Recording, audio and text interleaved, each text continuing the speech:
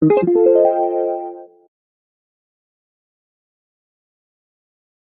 guys, so here is the foundation. As you guys can see, it has a cap, a white cap, which I'm not completely fond of, just because I know this is going to get really gross looking in no time. The best part about this foundation is the pump, which I'm so grateful for.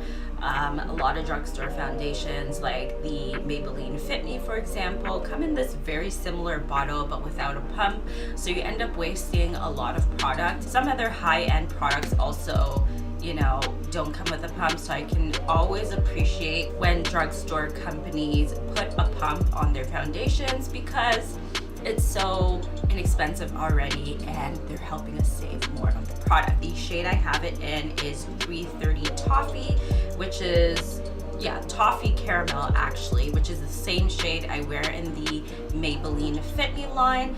So I'm gonna go ahead and just pump one pump on the back of my hand. Here's what it looks like, and right off the bat that doesn't really seem like a lot for one pump, but we are gonna go ahead and get started. So I figure I will do half my face with one tool and then half my face with the other tool. So I'm gonna start off with a damp beauty blender right here,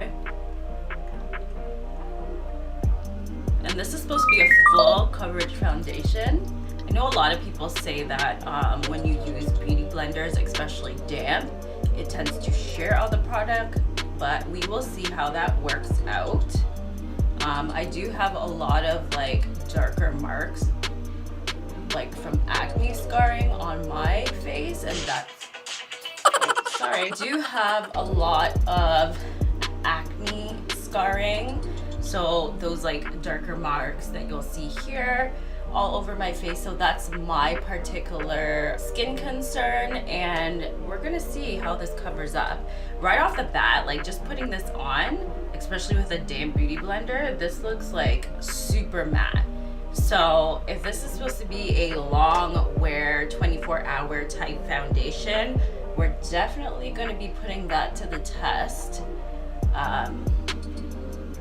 But I do like how it looks.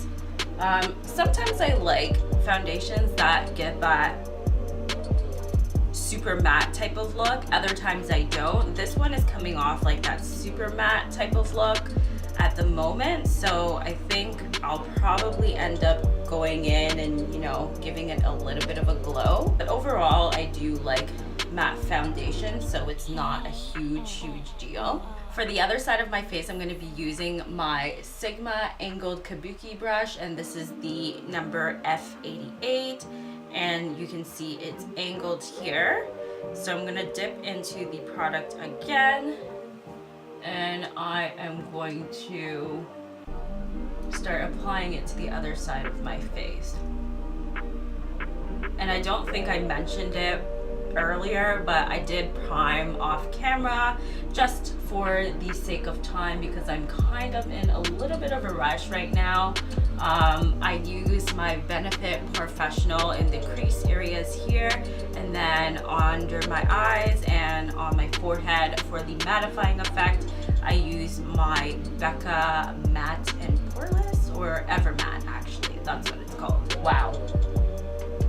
So I can already tell you guys that because it does look super matte already, and even to the touch, it's like dry and doesn't move. This foundation sets down pretty fast.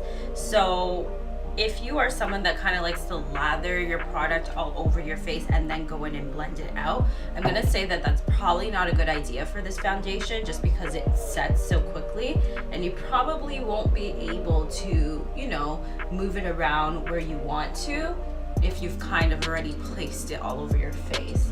So, you know, I would recommend for this foundation to go in small sections, and you guys can probably see right here that I had like a dark spot from acne scarring, and it has done a pretty decent job of covering up that mark. So, you know, I think it is safe to say that this is a full coverage foundation, and I mean, I technically don't tend to build up my foundations too much.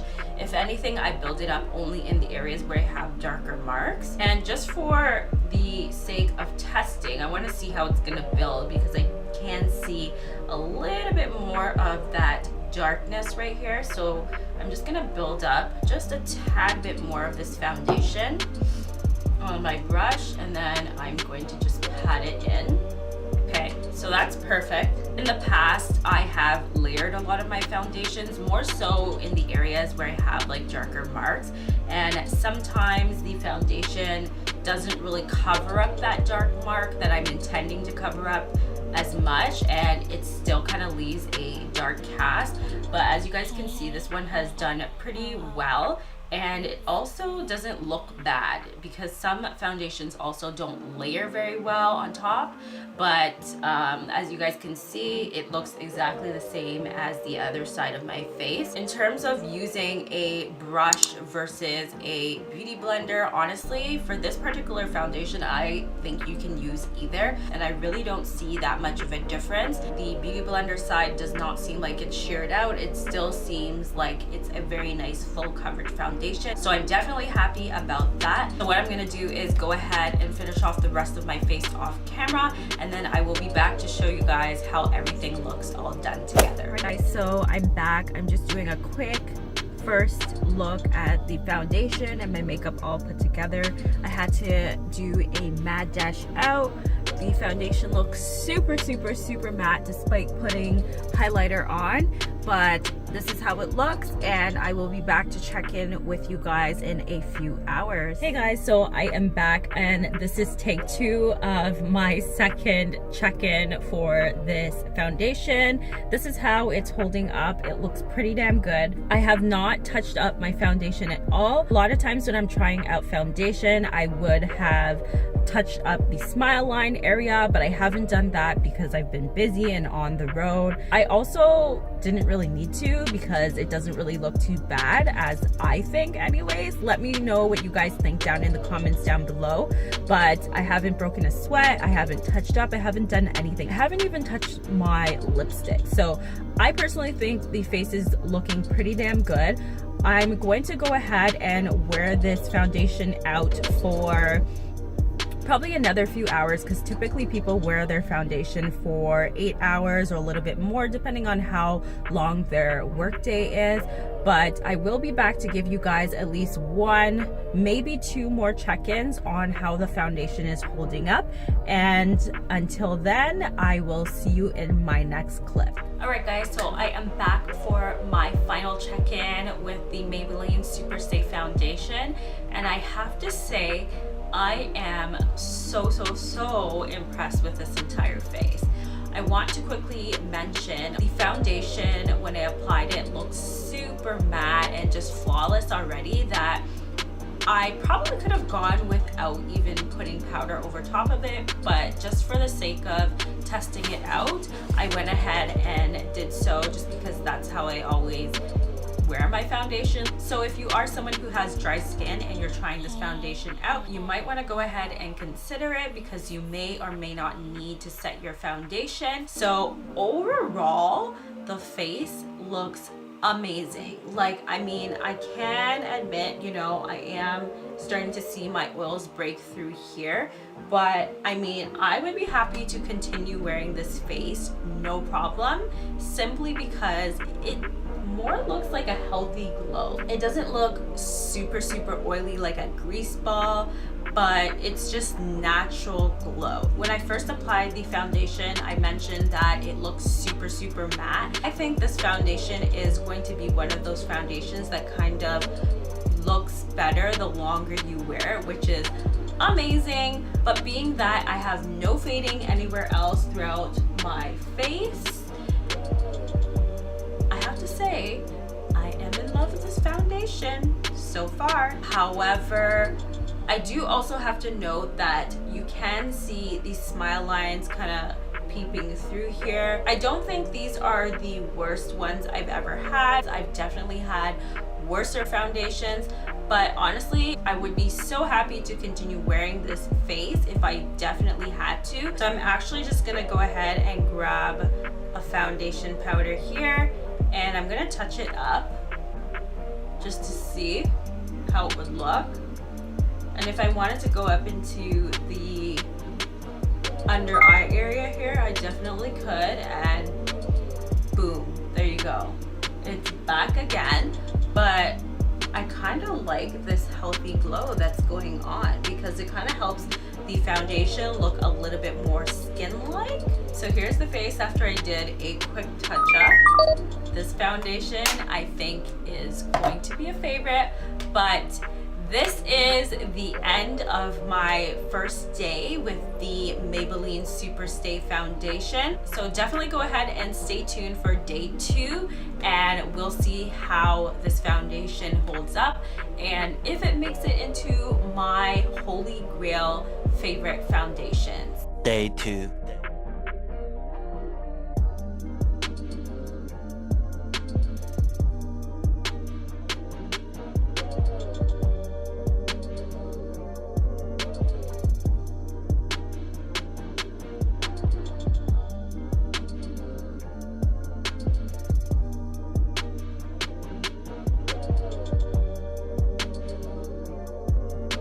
Hey guys, so I am back to do my check-in with the Maybelline Superstay foundation. So here it is, and as I suspected, this foundation is holding up super well. I am on my 6-hour mark right now. The time is now 9 o'clock. Hopefully you guys can see that. So yeah, the time is now 9 o'clock and I am on my 6 hours of wear. I have not touched up at all. The only thing I've really touched up is my lip gloss. My face is looking amazing, no sweat, barely any creasing in my smile lines, which I'm 100% happy for because that is like my first, if not second, problem area that always happens every time I wear foundation. So I'm going to continue wearing this foundation for the rest of the night, and I'm gonna make sure I get at least 8 hours or 8.5 hours out of it. So definitely go ahead and stay tuned for the last check-in of the evening. All right, we'll see you in my next clip, guys. Hey guys, so I'm back and I'm doing my very last check-in for the day with the Maybelline Superstay foundation. I have to say I am absolutely in love with this foundation. As you guys can see, this is the face. I have not touched up at all. The only thing that I can say is my face looks a little bit more luminous. When I first put the foundation on, it was very matte, and I added a little bit of highlight on my highlighting points, as you guys probably saw in the earlier clips. However, as the day goes on, the foundation kind of does oil up, but it's not like a super greasy look. I'm not sure if the flash is like overpowering it right now or how it's looking, but in person it looks like just like a natural kind of a glow. It doesn't look bad or super oily or greasy. So I would be happy to continue wearing this foundation if I really had to. Mind you, I would go ahead and touch up my smile lines because at this point in the day, I've been wearing this foundation for I think 8.5 hours almost. The time is now 11:22. So yeah, I would pretty much just go ahead and touch up the smile line area, and that would be it for me, and I'd be happy to wear this foundation for even another few hours if I had to. But at this point it's 11:22 p.m. and I'm ready to take my foundation off simply because it's the end of my day, it's the end of my work shift. However, the foundation does not feel super heavy, doesn't feel super caked or anything like that. So I'm so sorry for the abrupt finish, guys, but pretty much I lost my clip, so I just wanted to come in and wrap up with the claims. So firstly, we had full coverage. I can definitely agree with this. You guys saw that it went on and it was super opaque. I had no issues there. It was also very concentrated. It covered everything up with ease. And 24-hour wear, I don't think anyone wears their foundation for 24 hours, but I can definitely say that it is a full day wear and you do get a flawless finish. That being said, guys, I would go ahead and recommend this foundation for you guys, more specifically if you are a combination or oily girl. I myself am a combination oily girl, and I felt like the foundation weared super nicely, and you truly are able to get a long-lasting, flawless finish for the better part of your day. Go ahead and let me know in the comment section down below if you guys have tried this foundation out. And that pretty much wraps up my review on the Maybelline Superstay. And thank you so much for watching. Don't forget to subscribe on your way out. And until my next video, thank you so much for watching, and we'll see you again. Bye, guys.